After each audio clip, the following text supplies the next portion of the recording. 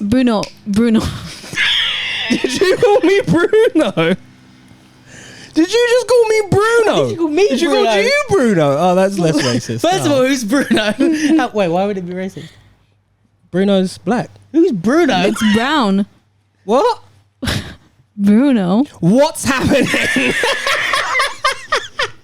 Start the episode. Are we recording? I figure we just put the Or we've been recording? I figure we put the intro in the beginning and the end, and we don't have to play it live now. I don't know why we do that. What? It's usually when Jenny's like, I can just put the intro in the beginning. I don't need to. Yeah, but it's because we talk, and then after it goes, oh, well, hello, like we, there's an intro thing, and then we talk, and then after it's like, wait, what? And then the song starts. But that's usually when you're over there producing. Yeah, I know, but I can produce from here. Or can I? No, you can't fucking reach that. Should I press the button? Yeah, let's press it now.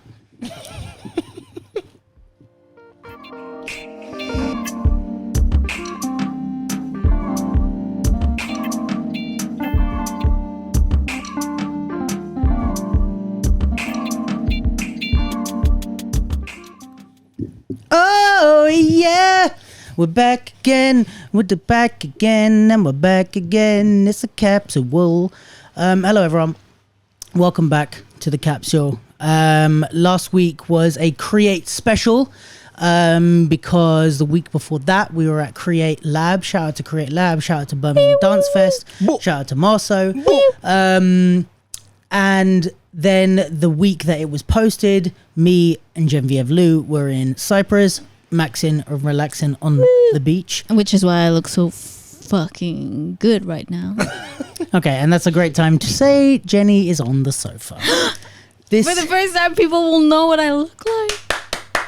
Well, we link your Instagram on most of the things. Yeah, at least I'm tanned now, so if people are going to see me, they're going to see the...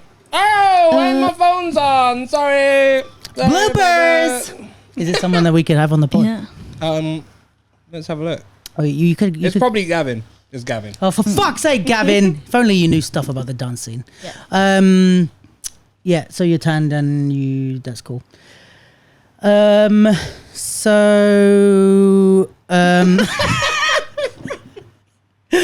So yeah, Jenny's on the sofa. Abe's on the sofa. Tally's not here this week because should we talk about why Tally's not here? Why is Tally not here? Bye, Tally. Why you do such weird voices? That's the soundboard. Yeah, it's a soundboard. Right, she does it weird.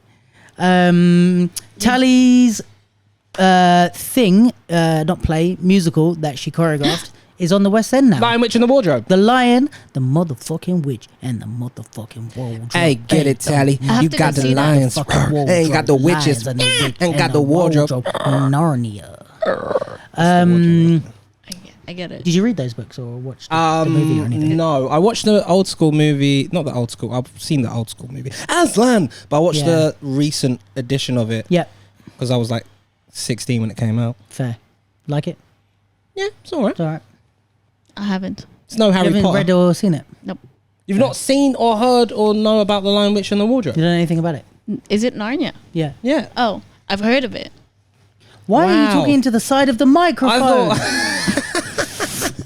Because that's how I like to do it. I thought that was like a pretty classical, like growing Yeah. up as a kid. But she's Canadian, so Oh, she probably fucking Yeah. Canada. We You know live about in- the maple We leaf. live in Narnia, so we don't need to of read course. about it. she read French shit. She read the Le snowball. Lion. Quick the cool.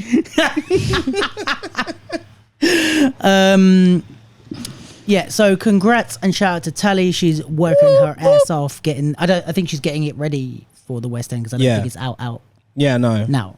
And then when it's because I don't think she's going to be working on it whilst it's out. I think she choreographs Right, it and sets it. up, gets a captain, says, do the moves I told him to do. All right. Yeah. If there's any problems, fucking give me a call. You I'll be boogie, there. Yo, you tell them that's when right. to boogie. Exactly. And if anyone's not boogieing, give me a call on the blow. I'll be down here toot sweet. All right, love, Behave. listen, I've heard there have been reports of people not boogieing. Imagine all if right? that's how Tally spoke when she was professionally working. But then does her really like soft movement. She's like, all right, listen, the first step of the fucking boogie's like this. So, it's a fucking And then- par beret. And then after that, you want to let it fucking melt. It's a step ball fucking change, Alison. Fucking hell. And 1, 2, fucking 3. Brilliant. Tally, please do that at rehearsal one day. Please, Film it for us. So yeah, shout out to old Talladega, and Genevieve is here on the sofa. Yes. To fill the lonely seats. What else? Oh, we went to UK Champs. Yes, we did. What do you think of it? I mean, this is a week late, but it's all good. Yeah. As someone who grew up on UK Champs, I'm kind of upset that it's not as big of a spectacle as it once was. Mm-hmm. Is it because your perspective has changed or the event has changed? The event definitely has changed. Right. They don't have as much. They don't have popping anymore. They don't have hip hop anymore. They don't have as many international guests. Granted, we had a pandemic and budget and all of that's going to be a part of it. But how can I put this? The level hasn't dropped in terms of like the cream of the crop, but the amount of level has dropped. From my perspective, like the amount of really strong people. Boom, yeah. So like when I'm looking at the bracket, I'm like, cool, I can kind of see who's gonna get through. Whereas back in the day when I used to be at a B-Boy Champs event, I'd be like, I have no idea who's. You'd have your favorites, but you don't. They could be beaten early on as well.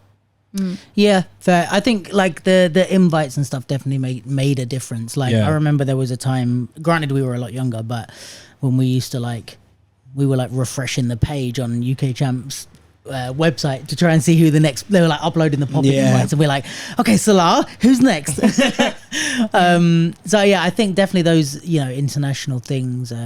But I guess it's also, I think it's been 3 years since they held it at all. So this is like the first one back in air quotes. So I reckon, hopefully there's up from here. To build back up. Because obviously when it's like one of the longest running events in the UK, maybe the longest running one. So I guess when we were like a fan of it, it'd been around 10, the time, 12, 15 years in the making. Yeah. So now, all right, it's not starting from zero, obviously, but if we think of it start building back up. If you're thinking about it from that perspective, it was a fucking amazing event. Yeah, and if it was, imagine that was a brand new event, that would be amazing. But I feel like events go through cycles anyways of like, they start small and then they're so hype, and then they grow to a certain extent. And then it's like from that growth, it like kind of reaches a peak where either, like Juste Debout kept on growing and growing, but it lost like maybe part of its essence, or when it got into the arena, and at some point it's kind of like Summer Dance became the event, the like it event had the hype that Juste Debout used to have. And I think like winning Juste Debout at one point didn't mean what it meant like 10 years ago. Yeah.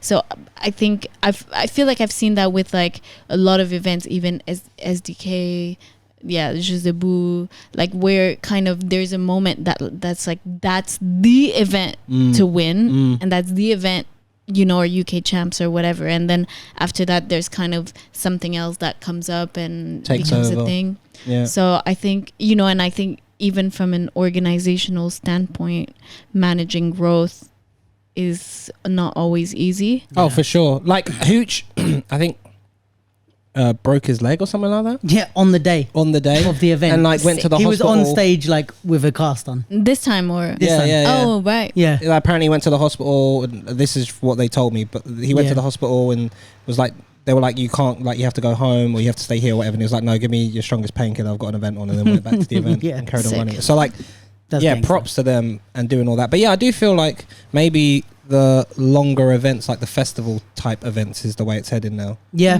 like because also I think if you're traveling, you want more stuff. Yeah, like Summer Dance, you can go there for a week.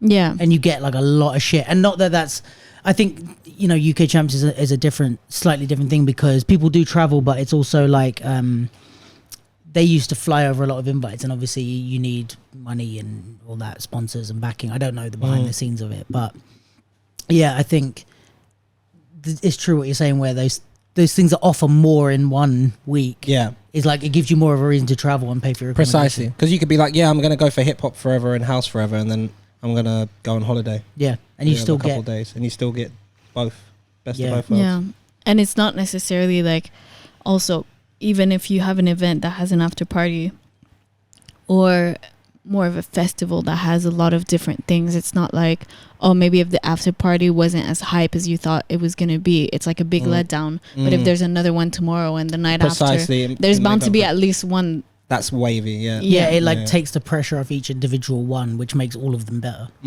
Okay, but back to UK Champs. UK Champs. Did I spit on the mic? What was your highlight? I really liked Danny Dan. Yeah, he was fucking flames, isn't he? Like, because I didn't really know him. I suspect I may have seen him before. I think he had a video that went viral. France. Mm. I think he had a video that went viral like a year ago or something like that. Yeah, I think that's because I recognized him. I don't know anything about breaking. Fair. Paris. He's from, I don't know if he's from Paris, but he's from France. But yeah, really fucking good. And like, he was really like a musical breaker, if that makes sense. Like, right. On the music and like rhythmically, but also hitting beats and stuff. Not like he was doing a musical at the same time. Yeah, Tally choreographed it. It's a fucking no business like show business, Danny Dan. Yeah, he came straight from Tally's rehearsals to B-Boy Champs. Air flare, you can. But that actually fits more in the breaking world than I'm sure Renegade said that sentence at some point in his life. Yeah, he was sick. Yeah. It's nice to see Lee from the Ruggeds in real life. I mean, you've seen him before in the real life. But I mean, as in by himself. I'm seeing him mostly online at the moment because he's not. Well, I'm not traveling and he's not here. Yeah. So and he's doing a lot. So mostly I'm seeing him in online. So then I was like, oh yeah, he is fucking sick to watch in real life. Big girl Nika was sick. Nika? Yeah, Nika, I think. Yeah. What did you say? Yeah, she did. Yeah. Just so dodgy for the host. What'd you call me? That's big girl Nika. Yeah, just saying it so slow. Yeah. Hilarious. Big girl, that one. And big girl N-word. Sorry, go. Didn't Phil Wizard from Canada win? Yeah, he was fucking dope. Asian Canadians in the Don't house. claim him. He's from fucking Vancouver. Or So something. what? He's not from Montreal. Is he Asian? Yes. Is he Canadian? Yes. Does he rep the red, white, and red? Yes. Is he basically the male version of me? I believe. Oh yeah, do a handstand.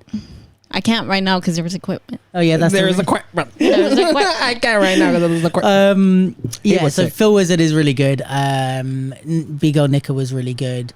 I'll tell you what. Yeah, tell me. And what. this is going to cause some controversy. Where's I don't give a fuck. It's objective. It's what happens. My buttons are too far. It's really easy to see, like, I don't know. I think for breaking especially, it's so obvious who has energy and who doesn't have energy. Yeah. Even if you're That's a not sick controversial. breaker, like there were a couple sick. Mostly, where did it happen more? It was more in the B-Girl tournament. Like stamina, you mean? Stamina, Yeah, like yeah, you can tell when someone's Getting gassed tired. out. Like yeah. B-Girl Nika was fucking on flames the whole time. Yeah. Like Every she round. looked like she had rounds for days. She never got Right. tired.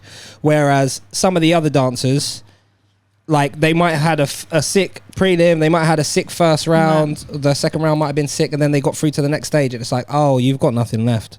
Like it And- doesn't even matter what Right. style of moves you do, even if they're better than the person who You you're can feel battling. the lactic acid in their muscles. Yeah, precisely. Right. And I think the actic acid. Lactic acid? Lactic acid. She did say that. She acted lacid. Yeah, Yeah. I like Did I acting say lacid. acid? I'm pretty. I was So like, what I said? Acting I was like, did I just hear actic Lactic acid. Lactic acid. Yeah, you said Acid, actic lactic. acid. Yo, bro, Check the tapes. check the tapes. Uppercut the mic. Bearing in mind, they did do prelim and first round earlier in the day before we got there. Hey, that's no it's- fucking excuse. No, mate. not to back up your point actually. Okay. Where it's like when it comes to like the real event, Yeah. you like start to see. Not you start to see. When it comes to the real event, it's like that's when the audience arrive. Yes. So then. It's like this is when the real show happens. So all the stuff you did before, it kind of me doesn't and count. you who paid for a ticket and showed up don't know that. So I mean, the judges might, but I don't know how much they should or do take that into account. But it's like for us, all we're looking at is like we just arrived. The event has started now. What have you got? Go. You know what I mean? Yeah. And if you're already looking tired in your second round, we're like, and obviously we're not the average audience member because we know. Yeah. But an average audience member would be like, you've done one round. Why is your second round? You know what I mean? Like it's the top 8 or whatever, and your second round in the top 8, you look tired. It's Especially in breaking. I said this to you at the event. I was like, it feels like it's the one a style out of all the styles. I mean, granted it can go for any style, but this particular style is the one where your conditioning is so fucking important. Yeah. And the more conditioned you are, and the more you can hold your own weight, the more you unlock in terms of moves you can do and creativity. So, wouldn't the priority be on conditioning in your which health? I feel like the break, I think it's hard as well, because it's like speaking from a more, I guess, like person to person level. It's like if you're Sunny or Karam or people like this, who is kind of like you're on the contract, it's your whole life. It's like, right, cool, I'm working out every day, I'm eating only the right shit, whatever. But if you're like living a normal life, maybe you have a job, and do you know what I mean, to reach the same fitness levels as people like Karam and Sunny, it's going to be super hard. 100%. Or even not Karam, but even like someone like Lee, like who is a professional dancer. But if you're an average b-boy who works a 9 to 5, it's like to build your body to the same level as Lee and have creativity. It's like, you know what I mean? That must, because you could get really fit and then you're like, well, I've had no time to actually try any. Yeah. Like, But I want to know Jen's thoughts on this just quickly before, like, because of my athletic body. Because of your athletic body and you're so fucking, you're b-boy wizard. Yeah. Like, they didn't start off sponsored, so again, like, it's not like, you know that if that's what you want, like if you've got a 9 to 5 and you're like, I just want to be mid-level, then fair enough. But if you want to be one of the best, then you know that comes with part of the territory. You're gonna have to, like, maybe socialize less or whatever. But I feel like, I mean, like I don't really know, because oh my god, when I was in school in Sweden and for a year I was like, oh, I want to try to train breaking, and oh my god, it's so hard. Gravity is an incredibly strong force. But I feel like, you know, it's something that definitely as you do, you gain in strength. Yeah. And for sure, you know, also you know, for the people who practice a lot, then, you know, they get strong. But I think it's like the competition format where you have to perform to also like a high, because it's not just a question of rounds. I feel also it's like, okay, you do one round of 1 minute and then you wait for 3 hours, and then you do two other one where it's like the bursts of energy have to be really like, it's like being a sprinter almost. but like people who do sprints, I can't imagine they do like 8 sprints in a day. You know, they do maybe for like tournaments where they have to do the qualifiers and the, I mean, I know nothing about sprinting. So why did you bring that up? Yeah.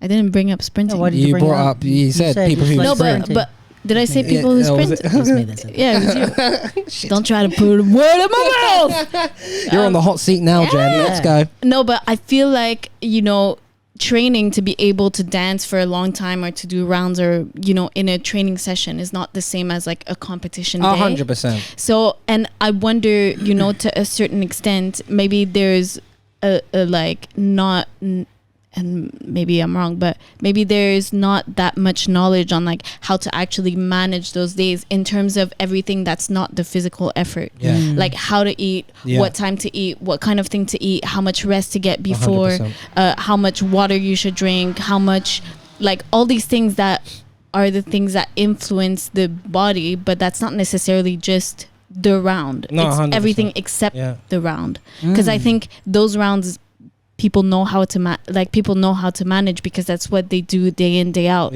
But it's more like everything that happens in between that maybe, you know, there would be a benefit from having someone who comes more from like the sports world or sprinting or something like that, that kind of is more used to that kind of day that they would have. What do you want to say? No, he's annoyed at fucking Harley Davidsons outside. We get it. You have a huge one. Yeah, no, I agree with that. But I do think, like, again, like, not again, but because this is the first time I'm saying it. Say it but for the first time.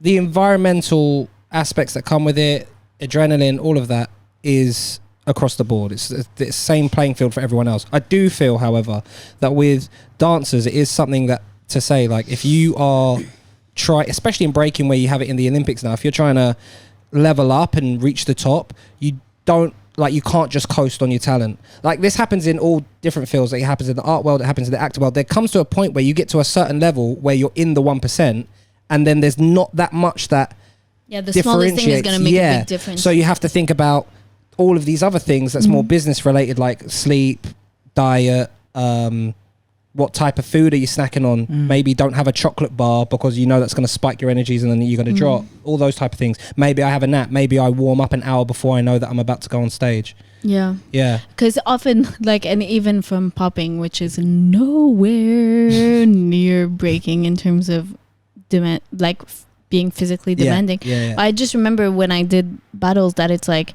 you know, you dance at like 1 p.m., you do a prelim, and then the next time you dance is like 7 p.m. and then the next time is like 9 p.m. And by that time, it's like you're not even tired from like dancing that much, but just from like stop and start and stop and start, and it just gets like a lot harder. So I can't even imagine for breaking what that's like. Yeah.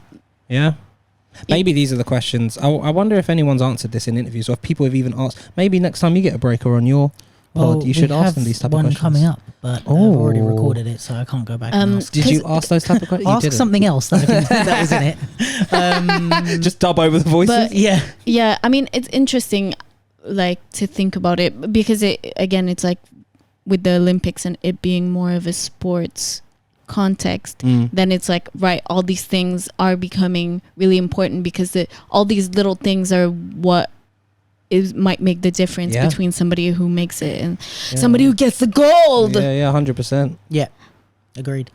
Yeah, good chat, guys. So that was B-Boy Champs. What did you think of the what do you think of speaking? What did you in the think mic? of the crew? Oh, I didn't hear what Jen said. She said, "What do you think about speaking in the mic?" Oh, coming from fucking this one over here. You're a wizard, Harry. She gets on the camera wounds. Come on, girl. What do you think of the crew battles? The crew battles were sick. I did like the crew battles. I quite like that. I did. The crew battles are always fun, man. You did kind of know who was going where. There was one sick battle with the people who won in the semi-finals. The people who won, and then I think it was like I want to say Swedish. Smack with Attitude. Smack with Attitude, and then I want to say it was like a Swedish crew. I think not, well, but I could be wrong. I can't remember, but it's before that. It was the semi-final battle. Okay. Smack with Attitude. Whoever they fought in the semi-final, I was like, oh, this is both decently high level. Yeah. Whereas, I think it's online yet. Yeah. Whereas, what's our crew called again? The new Primal Avengers. Instincts. Primal Instincts. Their semi-finals. I kind of was like, yeah, Primal Instincts have got this. I like that name. So I think they were about it's a good Primal name. Instincts. There was about three. Yeah, there's three. There was about 3 or 4 crews in there that were. What's happening? There's 3 or 4 crews. 3 or 4 crews in there that was pretty high level, and it was interesting to see everyone go and throw down. Yeah, so the guys that won Smack with Attitude are a combination of 2 crews. Yeah, what do you think about that? I thought it was. Is it not supposed to be region locked? Was it region locked before? It was just any crew, just a crew. I think it's just crews. Oh. Which then I guess we could get into the definition of a crew, a la Spin's Insta story. Oh, was he salty?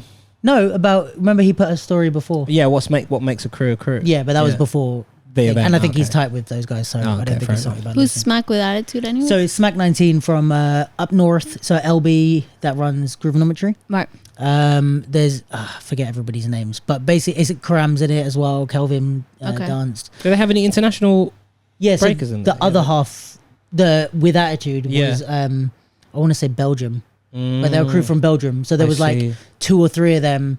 I think 3 that were from.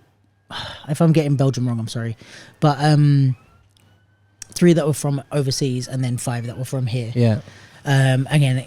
And then they were against Primal Instincts, who are pretty much all from here or live here. London? Yeah. The London Dungeon? Dinium. I swear, back in the day in B-Boy Champs, it was more of a country thing. I think they just had more invites. So it was like, oh, there's a crew from Japan, a crew from Korea, a crew from France. I see. Yeah. And like, because they invited enough people that it's like, let's say I think Morning of Owl are from Korea or blah, blah, blah. Whereas now I think because there's slots, it's like you have Primal Instincts who are from here. You have, I don't know, maybe some of the other crews who are like solid crews, but maybe Smack don't have enough people. They don't have 8 people that are at competing levels. So, or maybe they were busy or whatever. So I think you're going to see more of a like people piecing together crews so that bro, imagine if they did a fucking 8 versus 8 pop-in battle. We could barely do a 4 versus 4 one. What do you mean? Like there's not enough people. 8 versus from UK there is. to do one battle. Yeah. They had a top 16 of 8 dancers in each crew. Top 16? Yeah. Oh, you mean? Yeah, no, I'm thinking more Olympic vibes. Yeah, I suppose this again echoes how excited I'm going to be actually now. I didn't realize how excited I would be for the Olympics, but now I know I am. But now you're shitting your pants. I mean, I wouldn't say that. Maybe. Okay. But Yeah, I yeah, think like the I'd Olympics be will be interested cool. to see. Yeah, And I do like the idea because it's like, yeah, I want Primal Instincts to win because they're from London, but then I want Smack to win. But then I'm like, oh, I don't know the other guys. Yeah. And it's easy to just be like, okay, who's the UK It's people? UK, yeah. Like, I'm rooting for and them. that's the thing. Like in styles like that, or in anything competitive, you have like the hierarchy and the like ego battle in each country, and then when it's like, okay, it's nationality versus nationality, it's like, fuck Doesn't all of matter. that. It doesn't Yeah. matter that I slapped your sister yesterday. We're best buds. Let's fuck these guys up. yeah. Do you know what I mean? Definitely. Like, that's what I like about the WDSF stuff. And like, anytime Breaking GB send a team out or whatever, like, it kind of doesn't matter who it was. Like, there was one where I think it was Sunny and Karam were the top 2, but then Karam couldn't go or something like that, so Sheku went instead. And I was like, I have no loyalty like that, but like, I don't care who's the person. Like, Yeah, I'm like, it's UK. I care about the UK team doing well. yeah, So replace it with Sheku, replace it with anyone. Like, Yeah. I like them all because they're representing us, you know, which is sick. So these hoes do be loyal. These hoes do be loyal. These hoes be loyal. I'm man. a hoe. Yeah. I'm a breaking hoe. You're Yeah. a sexy ass breaking hoe. I take it. Yeah, you do. Hey! Bop.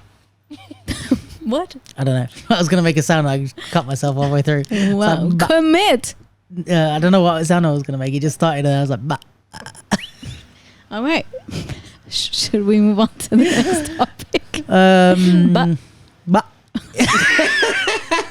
All right, let's move on to the next topic. So, the one of the fun things that has happened in recent days has been that it was announced that, do you know Fusion Concept in France? Yeah.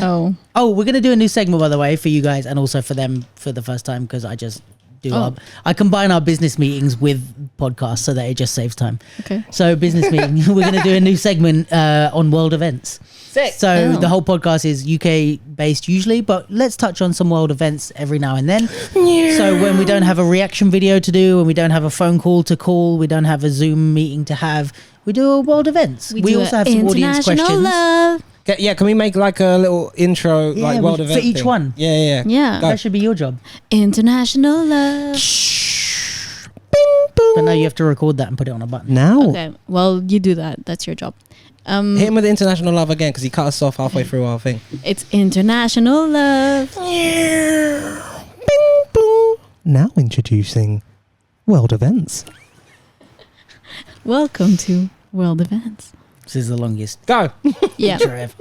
Also, we have to bring back the sections because I feel like we haven't done it. Yeah, but we can't do it's not going to be all the sections every week. Okay. We're gonna fucking mix it up. Okay, so anyways, talk about the international. And if you're not there producing, we can't do reaction videos, we can't That's do true. fucking phone calls, we can't do Zooms, nothing, because you just fucking not doing well, because you put the you're thing just apart sitting here from me. relaxing, having a fucking day off. Welcome to our You're the one- business meetings. You're Cutting the- your salary in half, love. This is our business You're meeting. the one who said, beret! "Come on the couch with us. Come on the couch."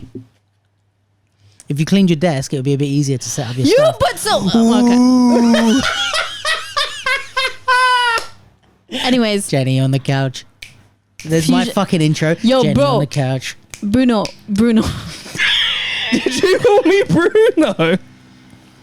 Did you just call me Bruno? Did you call me Did you Bruno? call you Bruno? Oh, that's less racist. First of all, who's Bruno? Wait, why would it be racist? Bruno's black. Who's Bruno? It's Brown. What? Bruno. What's happening? What is? What is? What's going on? Carry on. Bop. All right, for fuck's sake. Level change, you cunt. It's international love. Bing boom. Now introducing world events. All right, so for world events, do you know Fusion Concept in France? Yes. You both know it. Yes. Why are you away from the mic and then coming back? He wants you to hit his fist. Yes. Yes. Okay, I hate you both. This is... Yes. Yes. Are you done? Yes. Help. Come on, say it then. Can I fucking continue now? Yes, you can. That's why I said do it. Tally. Do it. Tally. Do it. Do it. Do it now. Tell us about the event. He's going handheld. She's off. It feels like a handheld if he energy. is holding it, I'm holding Come on. it. At Big least move your handheld mic energy. stand. You move my mic stand. Okay. Can we actually have a fucking conversation now? Yes, Yep. please. Move it more. You moved me more. Okay. So, Fusion Concept, they announced that Omarion is going to be judging. Now, What? how do we feel about such things? What? Before or after the verses? They announced it after the verses. I don't know when. I wonder, because it was pretty quick after the verses, so I wonder if they booked it before the verses and then saw the verses and went, oh no. or maybe they saw what he did to the mic stand at the verses and they were like, we definitely. Have you seen the verses? What did he do to the mic stand? Hopefully, like, I can put it somewhere on the screen if I can get clips. Put it here. But he did some very funny things. Is it when did he hump the mic stand by Yes. any chance? Yeah. He while also lying on the floor. while lying on the Brilliant. floor. He also brought out watermelons on the stage and ate it Yeah. in a sexy way, Yeah. in an what the air hell? quote sexy way. If there is such a thing. Yeah. And just generally from everything I've seen on Twitter, which is of course Everything. the source of knowledge Yeah. and logical explanations for everything. But yeah, apparently he did not do so well against Mario. Yeah, Mario wiped the Yeah. floor with him. That's Who what- else is judging apart from Omarion? I don't think it's been announced who else is judging, Mario! TBH, but I can check now. What I think of this is obviously the first initial reaction as from a dancer perspective would be, what the fuck, man? What does he know about fucking dance battles? Just because he did a movie back in the day, he thinks he's fucking, you know what I mean? You Well, fucking got an icebox where your heart is. I do have to say, I wasn't that- finished. okay, well then, But then continue. my perspective would be, this is good for the dance scene because we are getting international love. People judging, more eyes, more money, more fucking dancers, More pot de beret. more part of fucking berets. yeah, I think it's a good thing. yeah, And it's an event that is kind of like anything goes, right? Fusion style. yeah. It's like conceptual based, and they do different stuff, and it's not like a straightforward battle. Yeah, I mean, Renegade is probably fucking itching all over about the fact that Omarion's never judged anything in his life. So Coach Kev, stay and pay attention to his stories. I love his stories. I woke up today and fucking had eggs. No one wanted me to have eggs, but I'd fucking had them anyway. Coach Kev. sick, but yeah, obviously, like the whole idea of that's like two ends of the spectrum. Like one end of the spectrum is WDSF and a formal judging system and, Yeah. and all that, and then the other end is Omarion. It's Omarion in France. Yeah. Omarion in France. And you know, he's just gonna be like, oh yeah, man, that shit was wavy. I'm gonna vote for you. Like, oh yo, your top is super fucking fly, man. I'm gonna vote for you. Your like, hat. No, okay, What were those sounds? because I think that if disclaimer, that was half a joke. I don't think he's gonna do that. No, yeah, but I think that in a sense he is somebody who like I feel an artist who's also like influenced the dance world. True. Talk about it.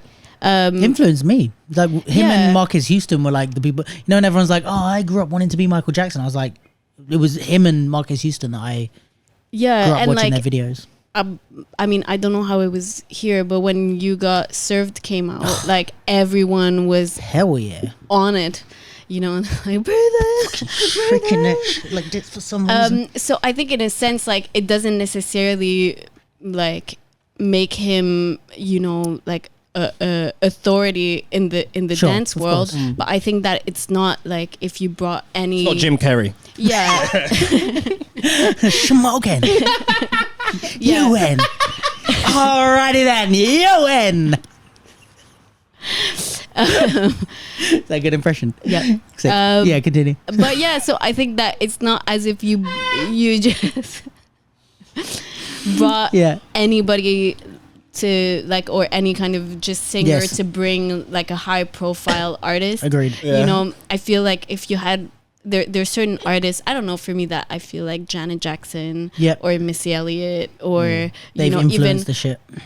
Yeah, or even like Madonna to a certain extent. People who have really put dance like at the forefront of their work, and that you can tell, like you can tell that there's artists who like only have dance as like a visual support to what they do, and then other artists who really use dance as like part of their more an integrated part of their performance, and is more part of them as well. So I feel like Omarion, whatever, is definitely one of those people, and I would also trust that as a performer and someone who's seen and like been around dance, that in a battle or in a dance event, dance competition, like he would have an opinion that would be informed in some way. Yeah, agreed.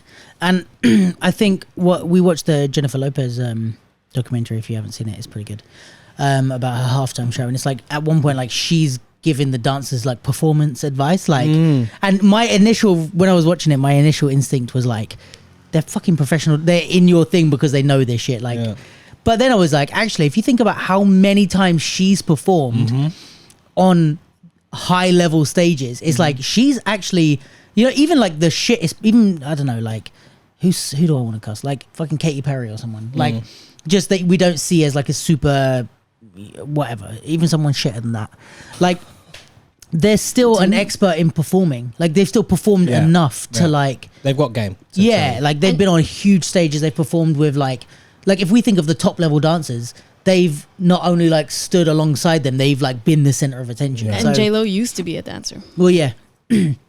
Well, she wasn't a professional one, was she danced for Janet Jackson. Oh, she was also from the block. Oh, true. Don't know if you've heard about it. Don't be fooled by that accent. But I'm curious to see who are going to be the other judges alongside him. I also think that another thing that's good in a sense of like kind of marketing and making it accessible to audience, because we've spoken about before, events are only for dancers, like dance events attract dancers, whereas if you have someone like Omarion, it might be something just that makes change that pronunciation every time. Omarion. It just kind of might bring some other attention of people who wouldn't watch a dance battle, but because Omarion is judging, then they're gonna be like, oh, that's cool. I want to watch this. So I think it's good in terms of visibility and audience building. Look, man, the scene needs this. Okay, we get paid 50 quid for winning a fucking little event. What's happening? This is good. Yeah, agreed. I wonder how much Omarion is getting paid. Yeah. When it's all done, I think he. Sorry, that just came up. I think he also knows that this isn't just like some small little dance. The battle scene's a big thing. He's gonna come. Well, you know, for his tour, unless he brings watermelon. He had like Popping Pete was his. There you go. And he trained with him, and then he's also like trains with Slim Boogie and stuff. Oh, and, well like, then, so he's around dancers. He's not. He's not removed from the battle scene. Like I don't know that he battles, or I think he Majid battled him at some point at an event in Germany. But I'm looking forward to it.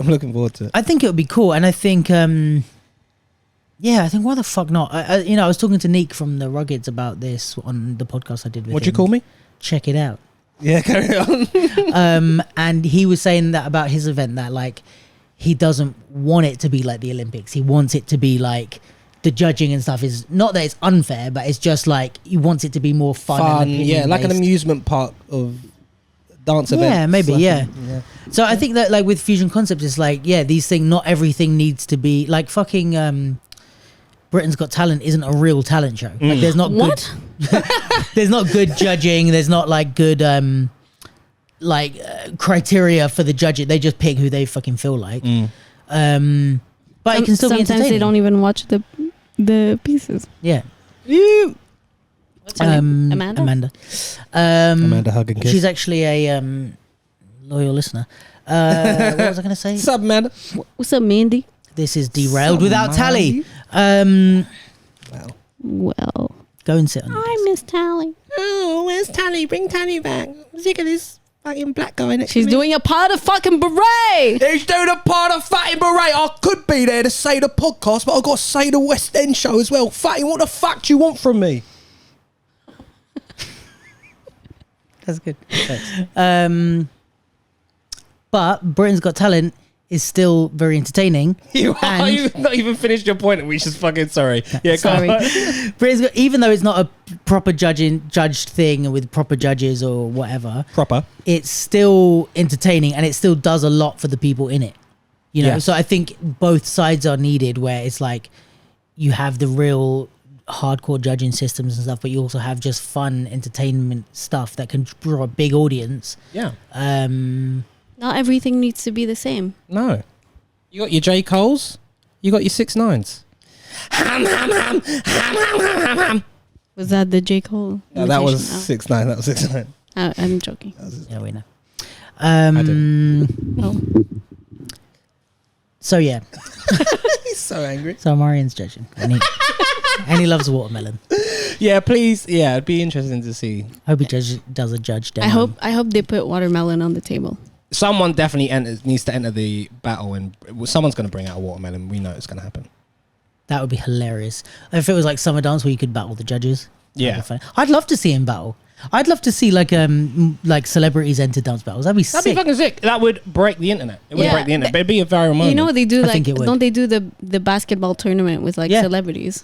Yeah. They should do a Yeah, dance tournament with All celebrities. star, But they celebrity all Pay star. them, I guess. Yeah. But Yeah. Yeah, we That don't killed know. our dream real quick. the dancing can't even afford our own to pay ourselves. Can't afford deodorant. Some Yeah. of you. You see, Chris Brown was in London. Yeah, didn't you film him? No, Oh, I just posted it on the capsule. Was he at a festival or something? I would imagine Wireless, which is up Yeah. the road from where we are now. probably because his fucking album sales didn't do that well. Didn't they? Apparently, yeah. Oh, Apparently not as well as you would have thought. Do Well- people even sell albums anymore? yeah, and like downloads and streams. Where have you been? What do you think? People Here. are just hearing it. Well, on no, people don't really make that much money from streaming. Yeah. Everyone No, knows that but artists we're make talking money about from the- touring, the not numbers from. of The numbers straight didn't do well. downloads. Yeah, but right, okay, but it's just because you said album selling and people don't buy. No, he albums said now. album didn't do that well. Said the album Listen, didn't sell that Active well. Check the Message, tapes. What are you? Check the tapes. Check the tapes. Yeah, so I would imagine he's here for Wireless. You see, ASAP Rocky and But Rihanna were in the hairdressers like, just up here. No. Yeah, Really? Yeah, I'll show people you were now. going Are they mad. together again? What? Are they together again? You are out of the loop, mate. They just had a baby. Yeah, no, but then he cheated when she was pregnant. No, he didn't No. actually. Did he Although not? the girl that he was supposed to cheat Supposedly cheated on. with, Yeah. is hot. That was the end. Yeah, of it's the like sentence. his assistant or something like that. Bro, people just shoe designer. Fucking people just be throwing shit out on the internet. Yeah, It didn't happen. no, And yet Yeah. that broke the internet for like 3 days. It's and just people were, that's straight so, up bullshit. I hate, what's wrong with us? What was the point of Chris Brown being in town? What's wrong with us Wireless. as a society? But I know, but entering dance battles. Where are we going? No, I was just saying that he here Where are look, we headed? they were in a hairdressers and it's up on Annalee Hill. I think they interviewed that. Yeah, they interviewed Yeah. that hairdresser. He was Yeah. like, I'm not going to do his accent. But anyway, yeah, that's it. Yeah, it's this guy. That one. Anyway, Bud Mun. anywho's, yeah, so everybody's in town because of fucking Wireless. Little Uzi Vert threw someone's phone Fucking. into the fucking stratosphere. Did you see that? No. Oh, bro. Has he still got I'm gonna diamond have in the to- middle of I'm his head? I don't know.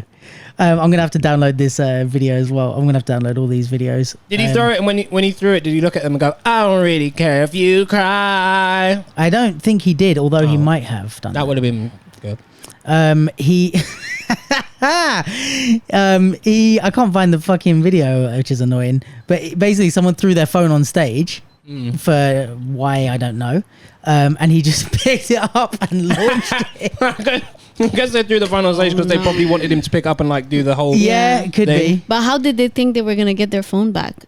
He'd give it back to them. I don't know how that Like, works. why would you just chuck your phone on stage? People I are love how he crazy. picked up. Don't fucking throw that shit up here! Boom! No Bro. one's gonna do that at one of his concerts again. So funny. Yeah.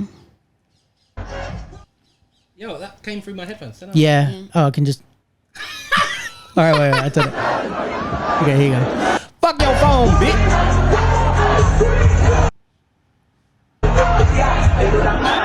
Just like in the air. Classic. I don't know if that's There was no hesitation on it whatsoever. hilarious. And well, I saw someone that I know made a status, Insta story saying that the phone hit a girl on the head and like cut her face open, which is not so good. Black rappers, what we doing? Did you not see what happened to Travis Scott? Yeah. So everybody's in fucking town because of Wireless, which is in Crystal Palace Park. That's why ASAP Rocky and Rihanna were in the hairdressers just outside the park. That's why Chris Brown's in London probably. What's it? Rehearsing. I think he was at the Hub. Rehearsing. Sea Breezy. This would be like the perfect time for them all just to come in and be like, That would what's be going on, sick. guys? And jump on the thing. And Not someone threw a happening. phone. I don't know anything else about any other celebrity news, but I know that's what you come here for, is the celebrity news. But that's all I've got for you right now. So overall, we give Omarion judging the green light. We give Sure. it 8 watermelons out of 10.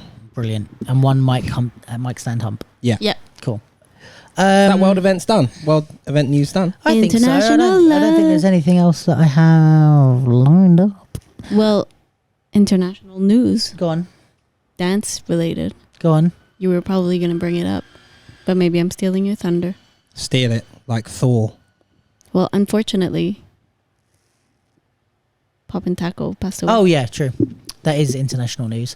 I don't know that we have much to say on that. Rest in peace to him. And I hope everyone that was affected by him is fine. But yeah, I don't I didn't really know much about him. Obviously, he's in the movie Break-In with Pete and Shabadoo and the rest of the cast. I don't know. Do you know much? No, I don't know that much about, I've never met him personally, and obviously I know that kind of what he's most known for is he taught Michael Jackson and was behind some of the movement and choreography that influenced so many dancers and so many people. Mm-hmm. So, and I think that it seems like until recently, he was kind of always welcoming people in his house, teaching them, sharing with people, and he seemed like he was quite a generous person, with all his experience and knowledge. And I think it's definitely, a big loss. And I mean, I guess this is the reality also that we're coming to in, hip hop styles being quite young, not young, but compared to other dance styles, but where the pioneers are Still here, which we're lucky for, but also are still here, but are getting then old. yeah, and some of them have passed away in the past few years. So I think it highlights also the importance of Podcasts. yes. No, but like recording of recording, the knowledge or the experiences, because I think with hip hop styles, it's a big part of it is that it's an oral it's an oral tradition, Yeah, when I try to oral interrupt, she tradition. just gets she just don't shouts. do it. Don't do it. Yeah, don't do it. An oral tradition. Yeah, Like- meaning things are passed on by people speaking to each other. It's not really institutionalized. It's not really I'm with in you. books or recorded or I'm with you. in official ways. So I think that part of that is beautiful because it's just passed down from people, but there's also a lot that can get lost. So yeah, I think I mean, it's just a time to appreciate what he's contributed. And I think that there's I've seen online there's a GoFundMe. Mm-hmm. Yeah. Chitsu is doing a popping class and the proceeds go to that GoFundMe. That's Right. sick. So if ever people want to contribute to that, I believe it's going to his family. Oh, nice. So yeah, I would say I never met him, but send my condolences to everyone who did. And yeah. Cool. Yeah, not much to add on that. There's just if we're doing fucking news, next week, not this weekend, next weekend, there's Unleashed a Groove in London, which looks like it's going to be fun. And then the day after, Waleed is doing workshops. Waleed, is he judging? He's judging on the 16th. On the 17th and the 18th, he's doing workshops, but they're not very well advertised, to be honest with you. No Sade. No, very Sade. Very Sade. He's judging on the That was that event that you told me about, right? Unleash the Groove, yeah. Unleash the Groove. It's Is that the in 16th. London? Yeah, it's in where is it? Yeah, Genesis Saturday. Cinema. Is that near Genesis Cinema. Is that near your old place? Yeah, near Whitechapel. Yeah, it's in a cinema. Oh, Which it looks pretty cool. They did a little walkthrough. I don't know how they're going to set it up, but I like different venues. I might sick. come down to that. Yeah, Should we come down to that and then we'll have something to talk about on the pod? I'm definitely I'm going to be there anyway On the for pod. sure. And I'm going to go to Waleed's workshop actually. You are? It's maybe a little on the expensive side, I would say. How How much much? is it? 25. 30 quid Oh. for 2 hours. Okay. I mean, I know Waleed is like one of the most respected and highly sought after dancers.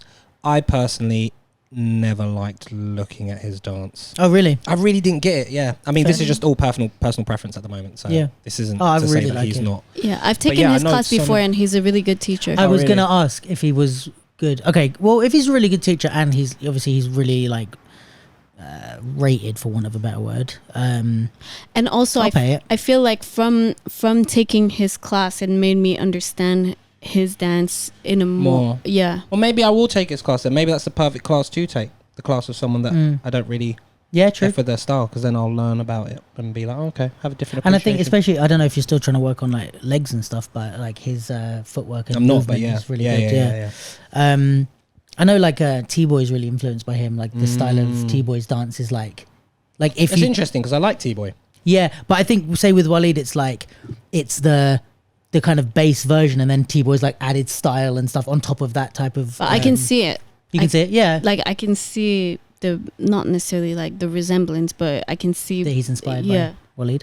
Yeah, I'm saying that from looking. I'm not saying that from. Oh. He hasn't told me. Oh. Shall we do his class, guys? I'm gonna go. I'm gonna go on Sunday. So, if you go on Instagram to a lady, I believe, who's A lady, I believe. yeah, it's DZYAAMS. So Dizyams, I want to say.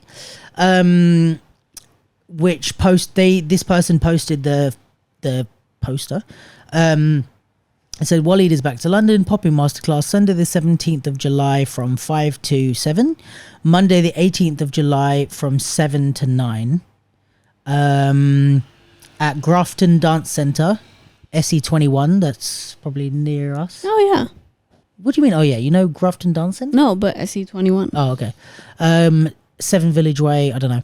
And £30 for each session, pay at the door. So if you are a popper or a dancer in general, check that out. But yeah, he'll also be judging on Saturday at Sick. Unleash the Groove at Genesis Cinema. So Check the corner. Check it out. yeah. Should we do a couple of audience questions and then fuck off out of here? Let's do a couple of audience questions and then we'll fuck off out of here. I feel like I had something to say. She feel like she has Oh, something to well, say. say it then. Go on then. Go on, love. Go on, So love. in the Jenny announcement section, Yeah. Wait, we got to do a intro for that. I'll do it then. It's Jenny. It's Jenny announcement section. Wow, I liked it. Did you record it? I'm joking. What do you mean? Did I record it? I'm recording this whole I thing. know. I'm joking. grumpy. I guess we know who's going to be the grumpus. My name is Luke, and I'm not happy. I'm Luke. I do a podcast. Where's Tally? Okay, so I have two announcements in the Jenny announcement section. Go. Go on then. Okay, number one is there's the Jean-Paul Gaultier Fashion Freak Show that's happening at the Roundhouse. That's the name of it. You're not just calling it a freak show. Yeah, it's called the Okay. Jean-Paul Gaultier Fashion Freak Show. Sacré bleu. And basically it's happening at the Roundhouse. The run is from the 15th of July to the 28th of August. Ouais. Marion Martin from France is Ouais. choreographing I know it. Marion Martin. We're very good friends. Sorry, can't continue. I keep interrupting you. Sorry. I don't know exactly the whole cast, but I know Ginger is in it. Oh, sick. Oh, where? I know. I think I've seen. Who else?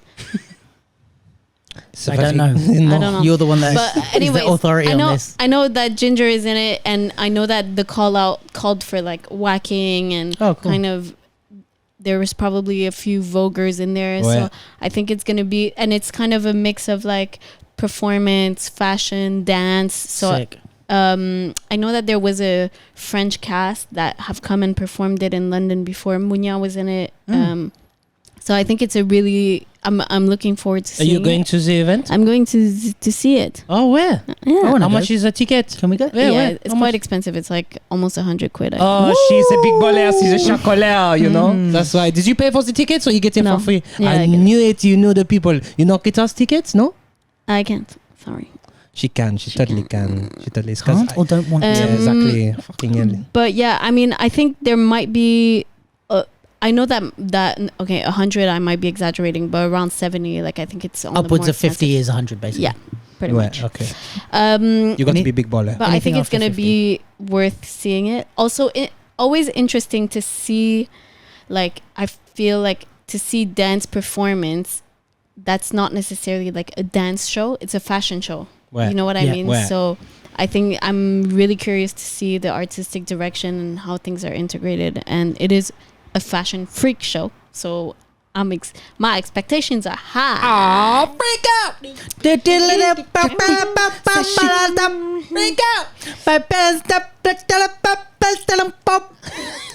But so my last announcement is that Breaking Convention have posted. Oh yeah, true. Yeah, you're much better at this than I am. Agreed. I meant specifically the announcements. Yeah, me too. Because it's your fucking job. Okay.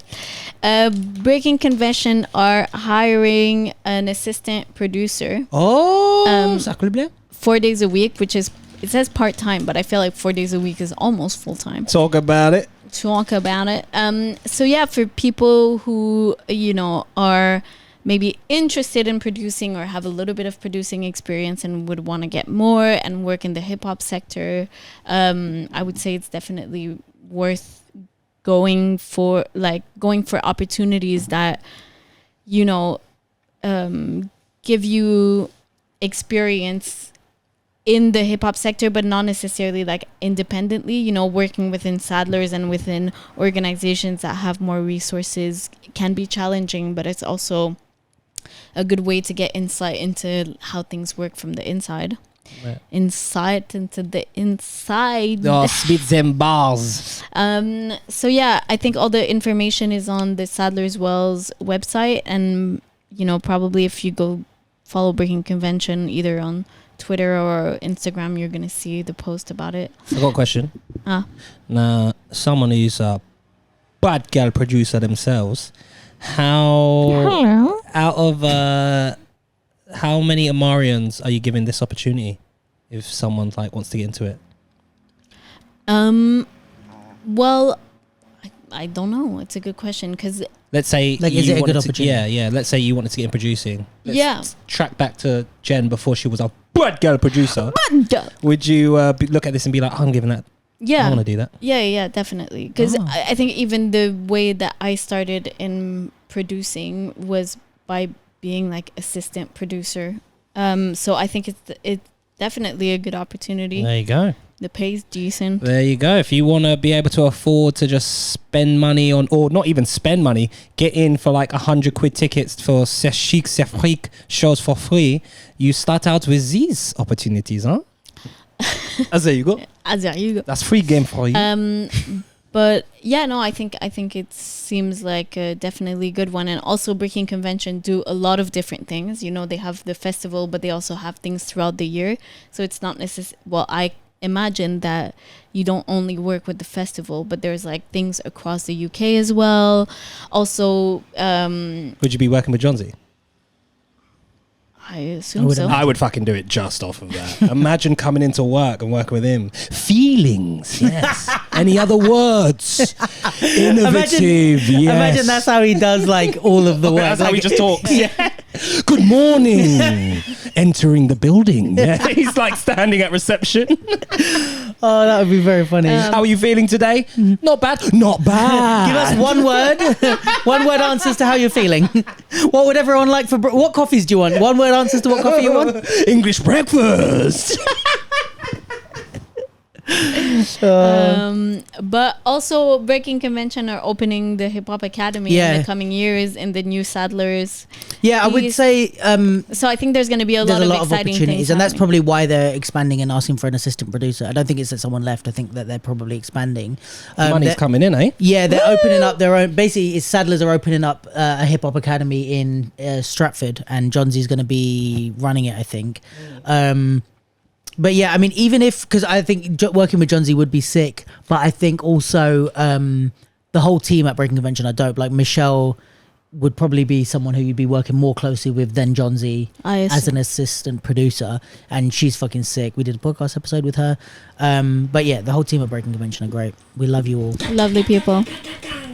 All right, let's move on to audience questions, because... Audience question. You're going to make me late. Is Kev going to fucking hit me? Yeah, well, Jen, tell me what's your question. Ooh, what's your question? Tell me what's your question. It was your question. All right, let's do it then if you don't want to be late. What's your question? Tell me what's your question. I was just walking down there. By the name of Pecan Doodle. I don't have anywhere to be. Me either. Hurry up,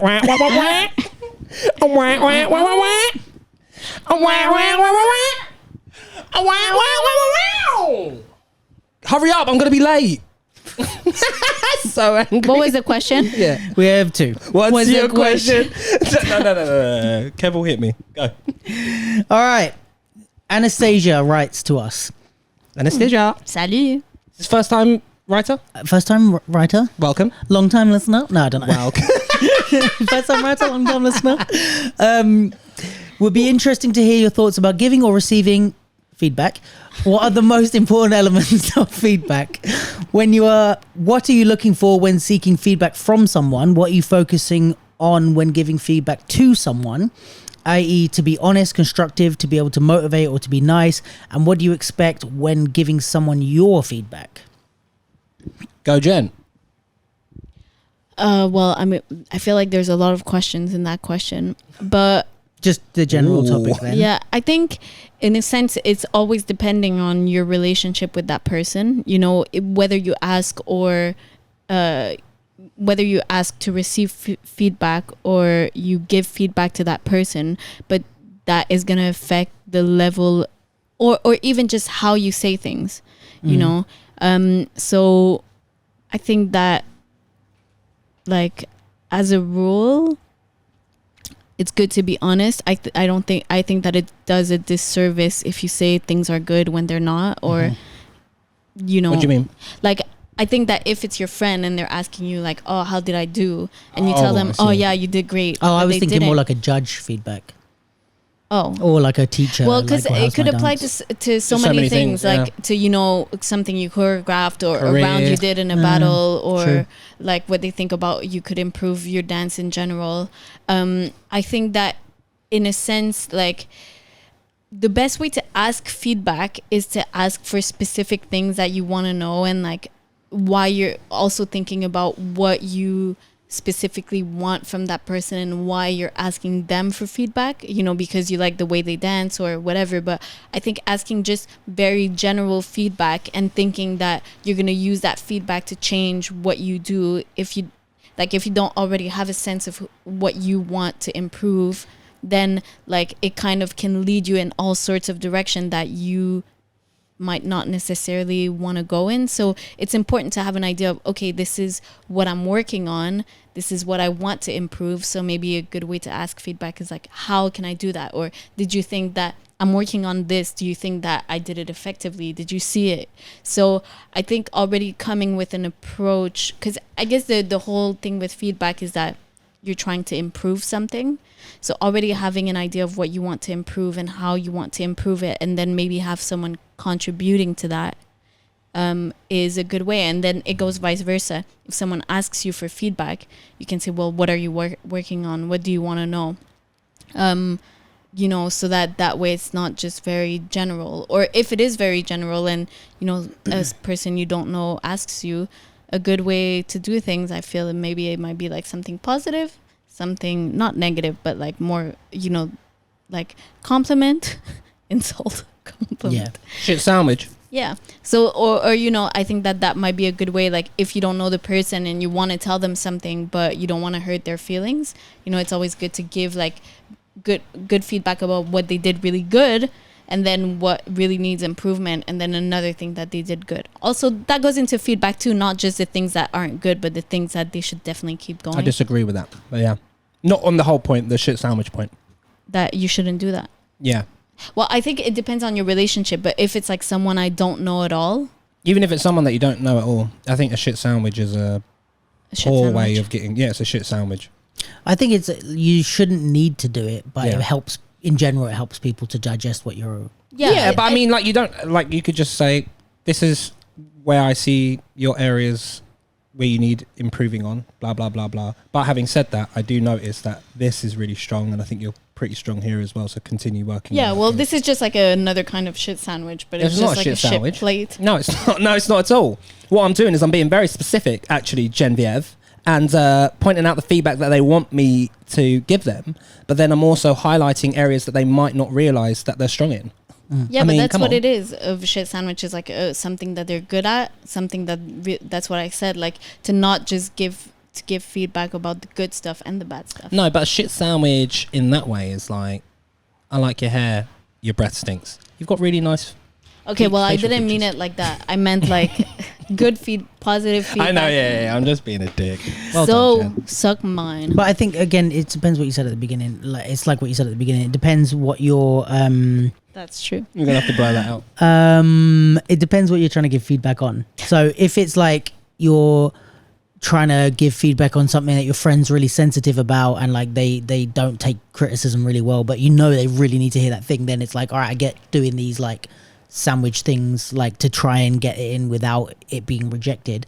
However, if someone comes up to you as a judge and is like, how can I improve my popping, it's like, yo, here's how you can improve it. Like, that's it. Yeah, I think sorry, you're not finished, go on. No, I was just gonna say, there's something that Valmira told me, my good friend from Geneva. Shout out. What? Shout out. I said shout out. Is that when people give you feedback on your dance, they're giving you feedback on how they want to see you dance, not how to get better at how you want to dance. True. Which is two very separate things. So it's like, I think you should, like, and you have to learn to identify that. I was talking to Lewis actually about being a good student. Yeah.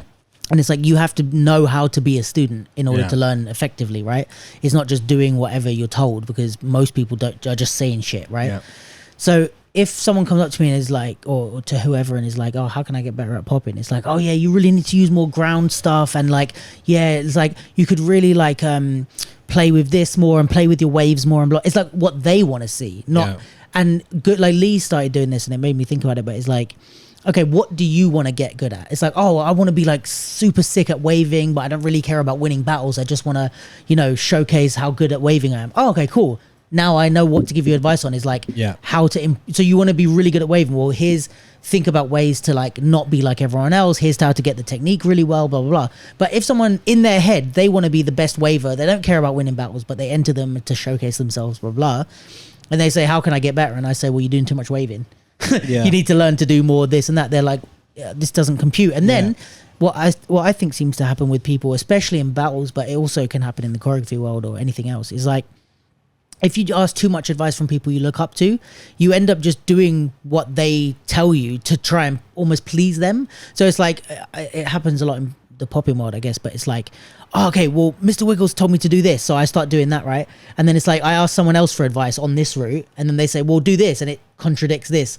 So then I just pivot and start doing this, and then I pivot and start doing this. Pivot! And I never build my own style. Yeah. Whereas, like, I think what Jen was saying is, like, if you start with like an idea of who you want to be, how you want to do things, your preference, your style, your your way of doing things, then when you ask advice, it's like, right, Abe, I want to know how to get really good at waving, let's say.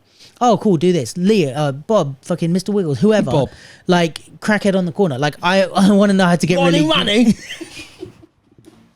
I want to get really good at waving, and they're all giving me advice on the thing that I want to get better at. Yeah. And even then you have to filter out the advice. Yeah. Because like Abe might be like, oh yeah, you have to make your waves like super calm and slow. And it's like, well, maybe I don't want to do that. You know what I mean? I wouldn't say that. I know, but it's like you don't have use to my kind name of in that filter out between everybody, like what advice is the right advice for you. Yeah. Yeah, that's what I think. 100%. I think, just to wrap it up on my advice of it, I think, thanks for that. I think if you are the person giving the advice, you need to do your due diligence in asking the right questions to find out what the person wants and who they want to be. And if you are asking for advice, you need to come at it with an open mind. You have to know what specific advice you want, but come at it with a everything the light touches is ours. You have to come at it with a open mind, and also get advice from the complete opposite, like me doing a Waleed workshop. Like, I didn't sit here and be like, I don't like Waleed, I don't like the way he dances, so fuck no, I'm not doing that workshop. I understand through my 30 years of experience in life that it's useful to look at both ends of the spectrum to find out. To have range. I felt it was a good. That's a good. I felt such a good. There was a good thing in a marketing book that I read. Yeah. That was like, basically, it was about competitors and stuff, but it applies to this. It's like, ask yourself why the person that chose your competitor. Ask yourself why they were right to do so. Yeah. Like, don't justify why they were wrong or whatever. It's like, say, well, why do I agree with their decision to, let's say in a battle, to pick Abe over me? Why? Like, because what I think, and this is not a topic I want to fucking get into, but people complaining about where they should or shouldn't be in battles at the moment. Hey, I was gonna bring it to this place as well. Give it a fucking rest. But yeah, being like, oh, I should be in this level or I should be in this level. It's like, this doesn't help shit ever in the history of world ever. Yeah. What does help is saying, and if you're smart enough and if you're really like, oh, I'm intelligent and I know loads about the style that I do, you can do this effectively. And it's like, even if I disagree, why was the judge right to choose Abe over me? Or, oh, I got beat by this person that I think I smoked. Okay, cool. I think I smoked them. That we're aware of that.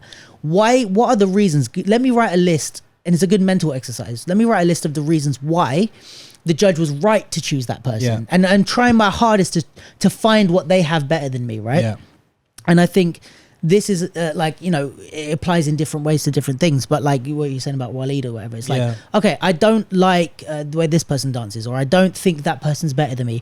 Why are they better than me? Yeah. What, like, let me try and justify the other side, and then you learn more about it. Like, I always remember this, but in English class in like fucking secondary school, like year 9 or something, we had to do an essay, and it was like a persuasive writing essay, and we had to pick a side of something and argue a case, right? So she gave us, the English teacher gave us a list of topics, and you could choose for or against and write the thing.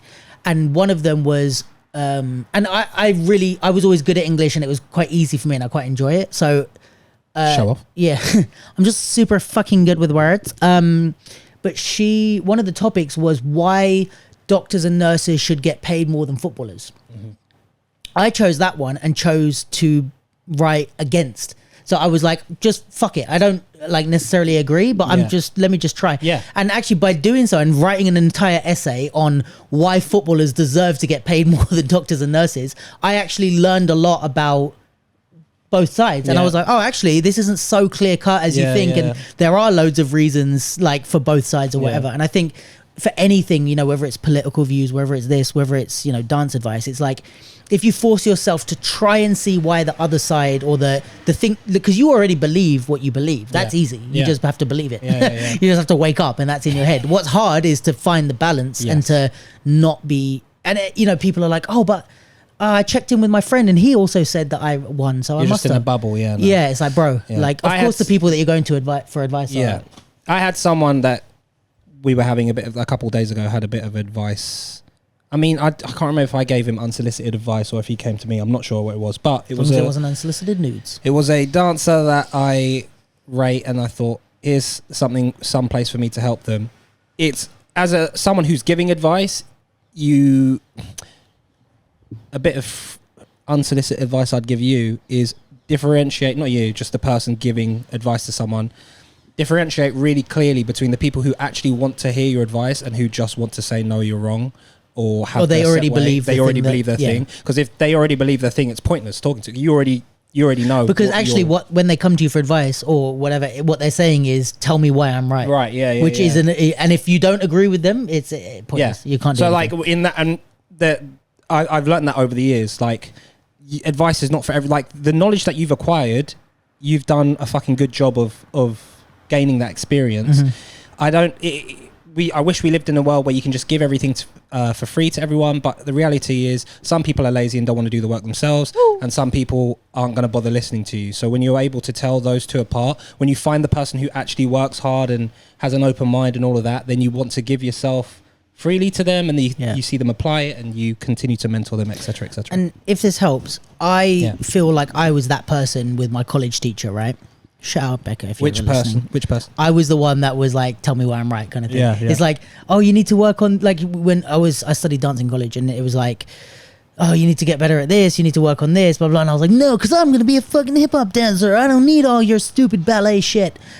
Or like, let's say contemporary. I would not listen in contemporary. And when I went to I studied a BTEC and then I went to dance college, and in both, in my contemporary classes, I like wouldn't listen, in my ballet, blah, blah. Yeah. Because I thought I was too cool or whatever. And the reality was I was just embarrassed or whatever. But now a lot of the stuff that I believe and know about dance and implement into not only my own teaching and my own actual dancing is stuff that I've learned from contemporary and stuff like that. But so it's like all those things that you're telling people, maybe they're going to be like, no, blah, blah. But later on it will sink in. They will sink in, It's an emotion. It's emotional maturity. And you only get that from age and your experience, which is why when I see people like that, I'm like, you're on your own journey, man. Yeah, like, do you listen to who you want to listen to, but yeah. Should we do next question? Next question. All right. Before Kev kills me. This is from good old Max Cheshire. I know Max Cheshire. Yeah, you do. The videographer. What's his question? It's fucking sick. Tell me what's his question. Ooh, what's his question? Tell me what's his question. Come on. All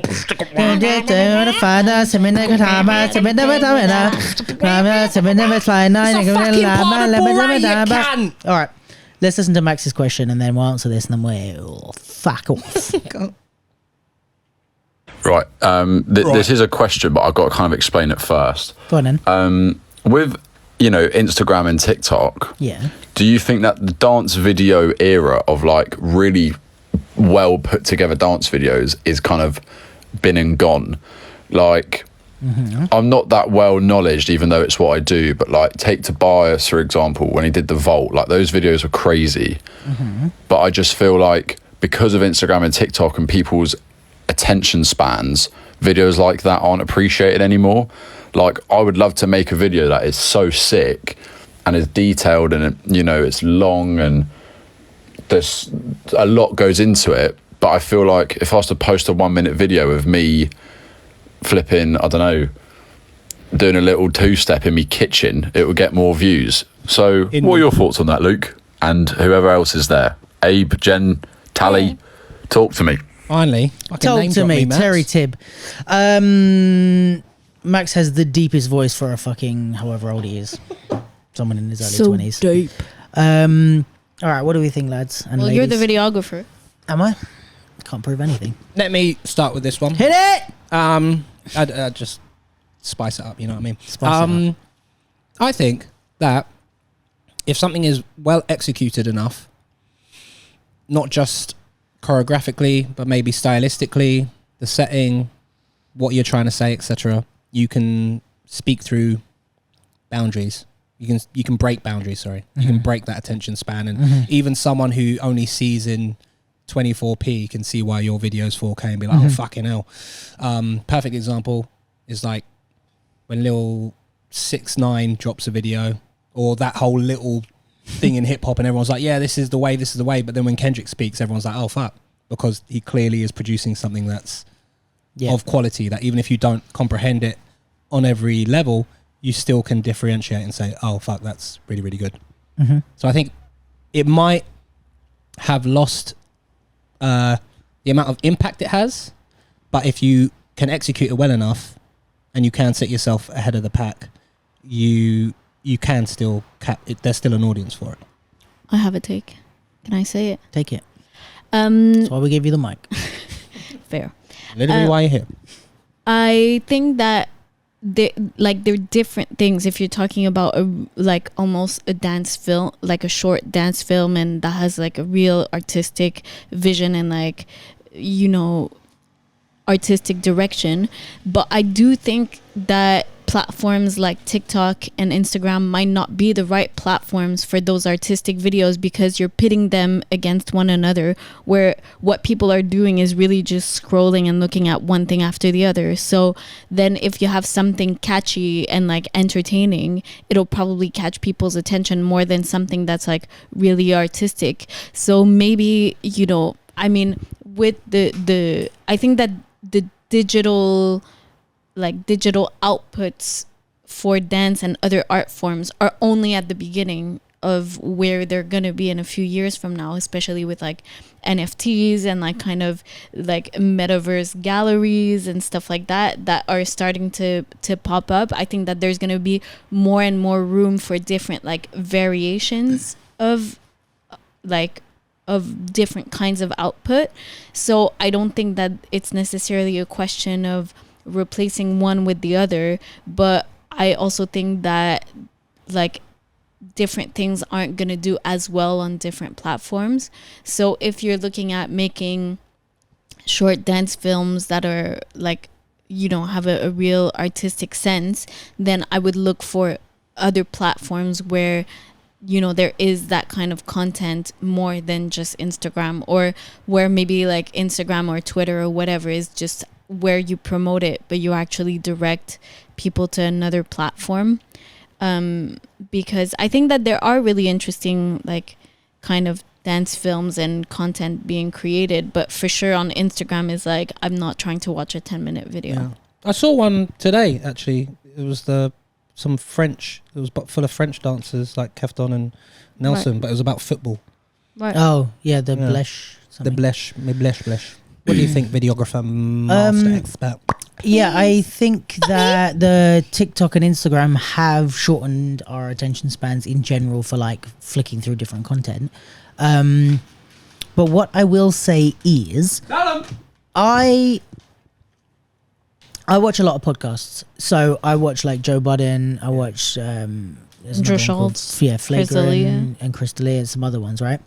And when I watch them, it's like I know when they're released, and or even if they release like a bonus thing or whatever, I know that it's out. I save it for when that fits into when I like to watch podcasts, which is either driving or eating. So if I'm going to sit down at dinner time or in the evening or whatever, I sit down and watch a full 2.5 hours thing. Some of Joe Rogan's stuff, like the 5-hour one he did with Dave Chappelle, I watched 2 hours on a 2.5 hour drive to Swindon, and then 2.5 hours drive back. I watched the whole Stop thing. watching videos while you drive. Yeah, No, sorry, listen. Now he changes it. It's a podcast. I played it in the car, I mean. Interesting. But my point is, I didn't used to watch loads of podcasts, right? And similarly, it's like, say if I'm on TikTok or whatever, like, or on Insta, like I'll watch these short videos on the go or whatever. I'll just flick through and check stuff, right?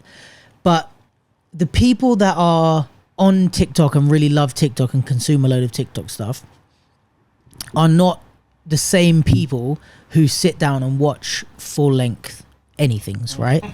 So, and it is different people, or the same people. Like for me, it's like it's me at different times of the day, right? And I think one thing I was watching, I think it was like Logan Paul was talking about it with someone, I forget, but it's about like breeding your audience, they called it. Yeah. So it's like, if I know, let's say Max, who we're talking about, if I know that Max does sick, you know, like I don't know if you've seen Melly Crisp, right? But she's her name's Melissa, I think, but she's a dance videographer, but she does some sick I'll try and put her Insta on here, but like she does some sick TikTok edits and stuff like that, right? And she's really cool, really dope, like transitions and all sorts of shit, right? It's also fucking fine. Hopefully shut up. But she does like cool like transitions and all this type of stuff, and it's like little loops. Oh, sick, really yeah. clever thing. She's actually a very, very good videographer as well, right? But she's really popular for this type of edit. If I know I follow her, or I follow Max, or I follow someone because they do TikTok edits, and that's what I'm attracted to, and that's what I like, and that's what I watch them do every single day.